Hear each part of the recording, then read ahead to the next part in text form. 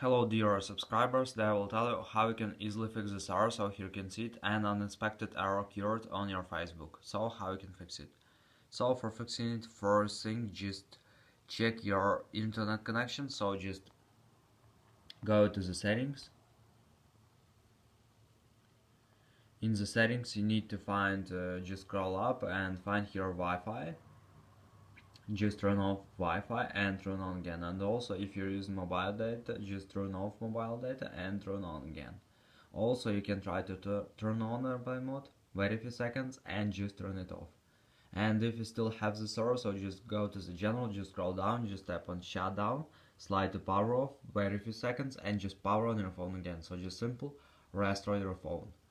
And if you still have the error, so just check your updates for your Facebook. So just go to App Store, just go to search tab, in search tab just write Facebook,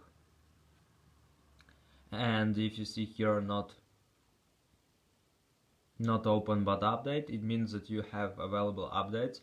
Just tap on it and tap on update, and it will successfully download and install the latest updates on your iPhone. So this is the way how you can also try to fix it. So thanks for watching, have a nice day, subscribe to my channel, click like, and goodbye.